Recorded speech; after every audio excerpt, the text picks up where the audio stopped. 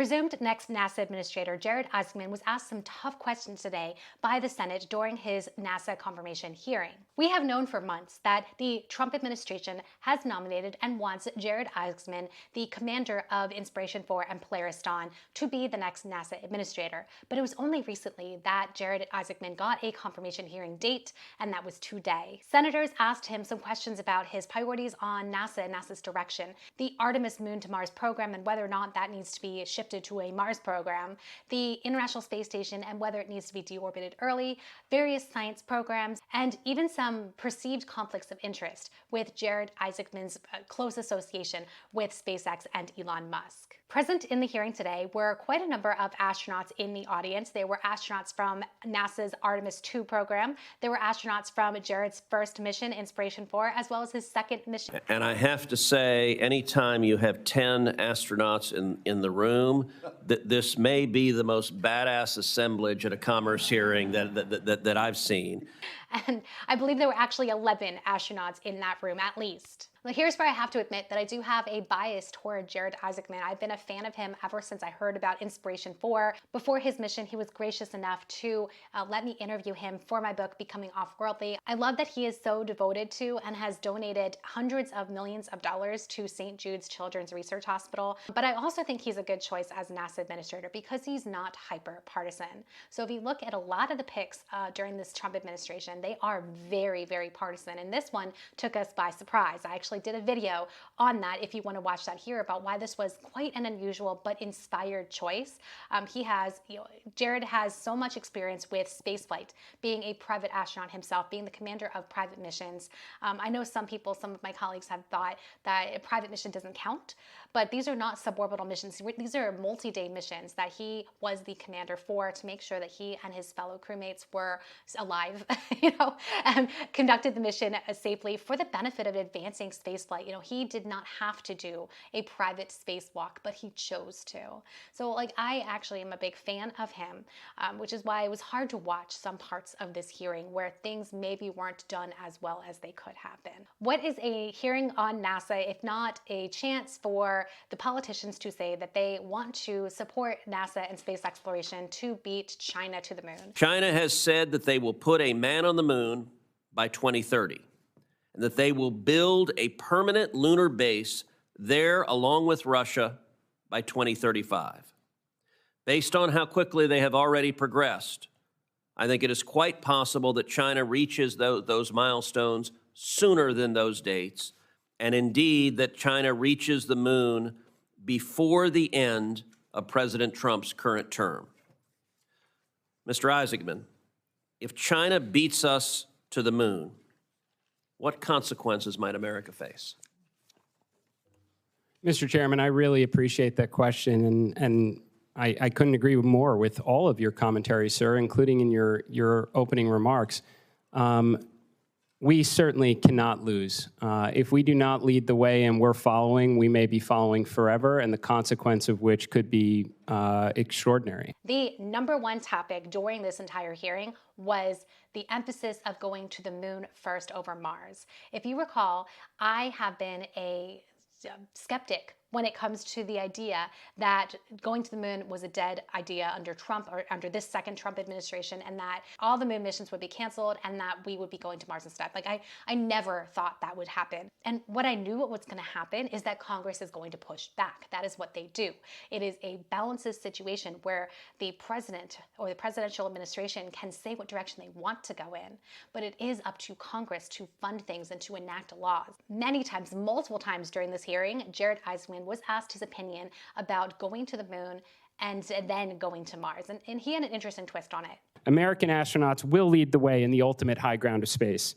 As the president stated, we will prioritize sending American astronauts to Mars, and along the way, we will inevitably have the capabilities to return to the moon and determine the scientific, economic, and national security benefits for maintaining a presence on the lunar surface. So as you can see, he, instead of saying moon to Mars, he said Mars and on the way going to the moon. He was point blank asked about the Space Launch System, SLS, which has been quite controversial over its lifetime. It was originally created as a piece of legislation put together by Congress, by the Senate, by Bill Nelson in particular, particular and his colleagues way back in the day.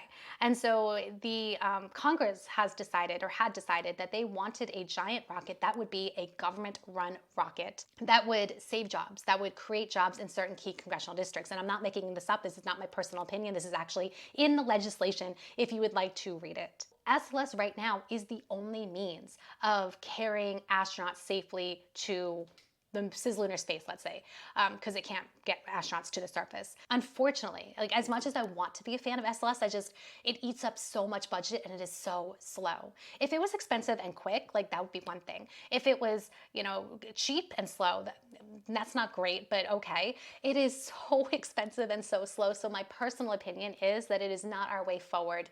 But in the near term, I have been advocating keeping it going for Artemis 2 and Artemis 3 to get astronauts to the surface of the moon in combination with SpaceX human landing system, that's Starship, and then looking at commercial alternatives. If you recall drama from the first Trump administration with Jim Bridenstine, the NASA administrator at the time, he wanted to look at commercial alternatives to SLS and Orion. And he was told by then Senator Richard Shelby that he would do no such thing. And Shelby held a lot of power, but Shelby is no longer a senator. So you can see over time how Starship has not yet proven itself, but it exists and it is launching. It has not yet succeeded, but it is launching and it is being tested and it is being developed. And you can see over time how the biggest supporters of SLS have dropped out or retired or not been reelected from Congress. So you can see this transition. But Jared Isaacman was asked point blank if he supported SLS. Senator, this is the current plan. I do believe it's the best and fastest way to get there. I don't think it's the long-term way to get to and from the moon and to Mars with great frequency, but this is the plan we have now, and we've got to get this crew around the moon and the follow-on crew to land on the moon. Which, by the way, is what the acting NASA Administrator Jared Isaacman has been saying for the past few months.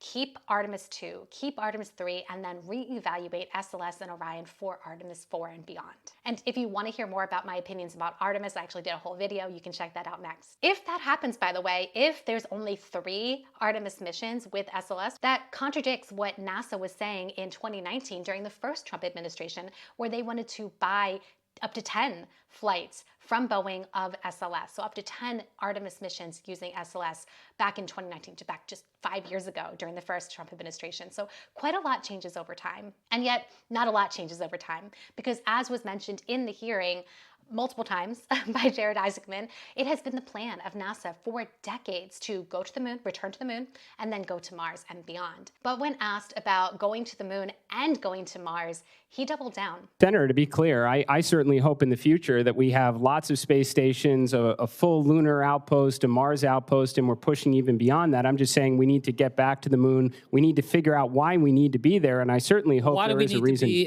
Why do we need to be at, what I'm trying to get a sense of, you seem much more definitive about saying we need to get to Mars and putting resources towards that effort. What are the specific economic, scientific, and national security interests you see there? Because I get a sense that you have some greater clarity there than you do when it comes to the moon. Well, I would actually hope you're getting a sincere answer from me that we should be doing both and the other things. Now, Mars... You think we can do both moon and the Mars on the current NASA budget? I sure hope so. NASA was built to do the near impossible and have a thriving space economy in low Earth orbit and continue extraordinary science missions to kind of unlock the secrets of the universe, sir. And if that wasn't enough, he tripled down that even with budget cuts, he would be able to find a way for NASA to go to the moon and go to Mars. I'm concerned, though, about the possibility of achieving that. While we expect budget cuts to NASA, we've already seen cuts and somewhat significant cuts, I would argue, to staff at NASA. So my question for you is, do you agree that budget cuts would undermine that vision that you are expressing? Well, Senator, I think right now NASA has a pretty extraordinary budget. I believe it's close to every federal law enforcement agency combined ×2. With that budget and those resources available, I do believe we can do the near impossible. I think we can have multiple flagship scientific missions at once, which means we can have multiple space exploration missions at once and try and solve the space economy in low Earth orbit, sir. Even with budget cuts, you'll be able to do that? Well, Senator, I'm not familiar with what what's potentially being contemplated, but I will absolutely do the most with the resources available to try and deliver on NASA's world-changing mission, sir. And if you're as skeptical as I am about this, well, so is Senator Peters, and so is a lot of members of Congress who questioned Jared Isaacman during the hearing today. I know a few of my colleagues already today have tried to get a specific answer out of you, but you have avoided directly answering them today.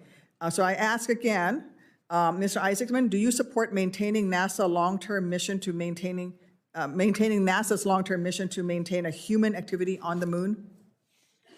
Senator, I'm sorry if I'm not sounding clear on this. I think it's imperative that we do both. I think that's what NASA was created to do. I would love nothing more than to see this crew get around the moon, for us to land on the moon, figure out its scientific, economic, national security value, while we were also charting a course in line with President Trump's vision for American astronauts to plant the stars and stripes on Mars. So you think we can do both simultaneously? I mean, we do multiple flagship scientific missions at NASA. We maintain a presence in LEO, where we're undertaking dozens of scientific experiments at once. I think we can, ma'am. You think we can maintain a mission, a presence on the moon and a mission to Mars simultaneously? I think we can do the moon and Mars and beyond. Okay.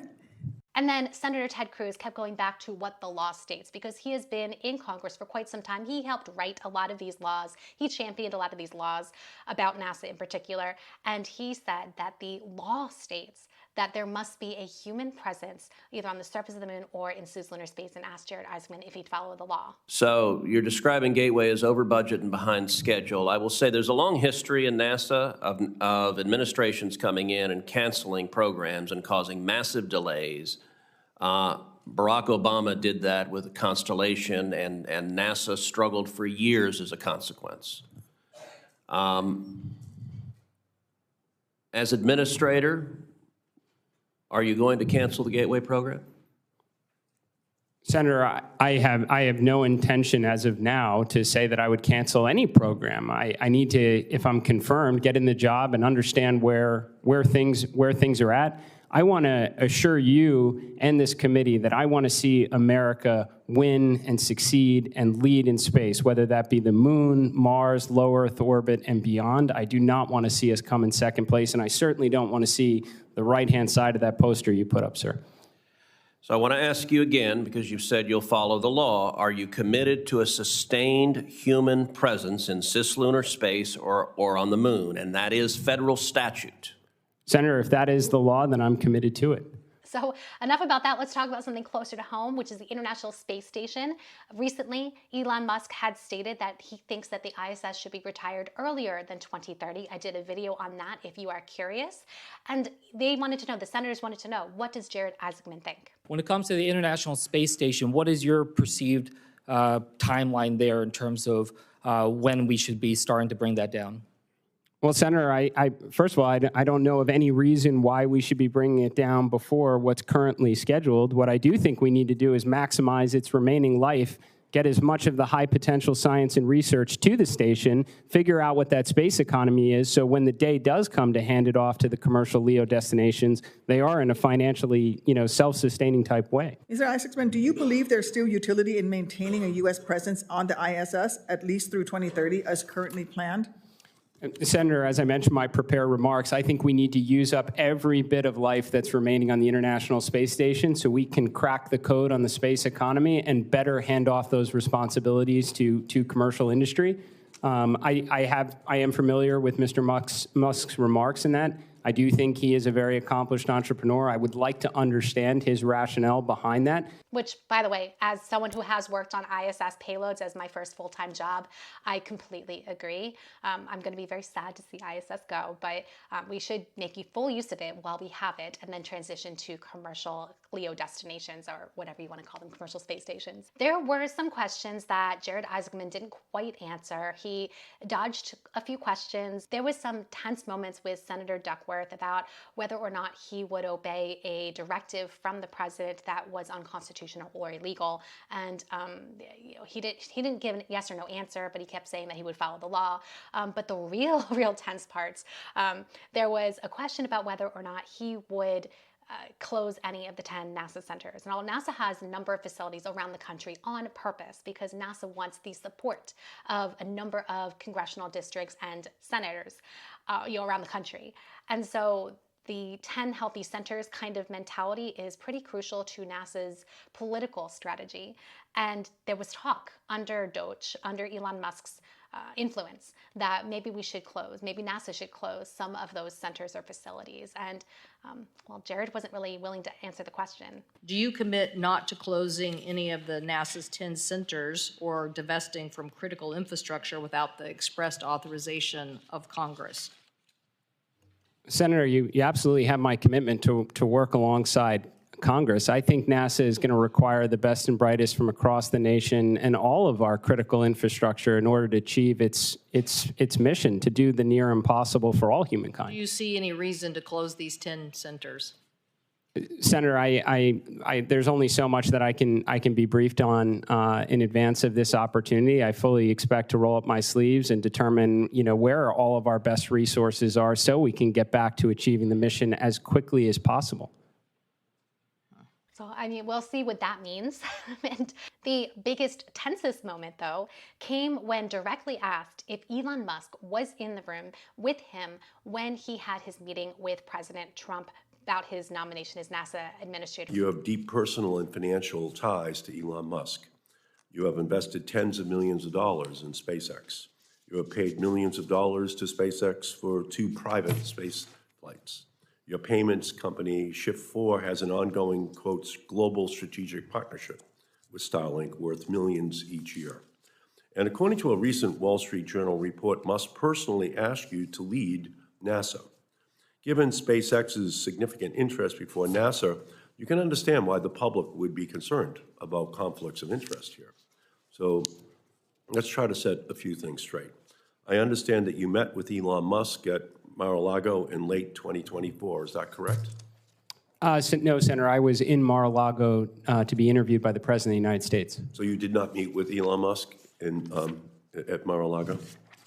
I went to Mar-a-Lago to be interviewed by the President of the United States. I didn't ask you that. Did you meet with Elon Musk at Mar-a-Lago? I believe he was one of dozens of people that were around Mar-a-Lago at the time, Senator. So did you meet with him? I would not say we had a meeting. We probably had a conversation in passing, Senator. Okay, during that same trip, then President-elect Trump offered you the NASA Administrator job. Is that correct? At the conclusion of the meeting, Senator, he did. Thank you. Was Elon Musk in your meeting when Trump offered you the NASA position at Mar-a-Lago? Senator, I was interviewed by the President of the United States. Was Elon Musk in the meeting when he offered you the job? Senator, my meeting was with the President of the United States. So Elon Musk was not in the meeting. Is that what you're saying? Senator, I was being interviewed and speaking with the President of the United States. You can just say he was not in the meeting. Was he in the meeting or not in the meeting? Senator, I'm trying to be as transparent as I can. I was being interviewed by the President of the United States. It's not a difficult question. Was Elon Musk in the room when the President offered you the job? Senator, my meeting was with the President of the United States. I'm assuming that you don't want to answer the question directly because Elon Musk was in the room. I think that's the only conclusion anyone listening to this could reach. There are some people who are really skilled at dodging questions so that you don't realize until after that they've dodged them.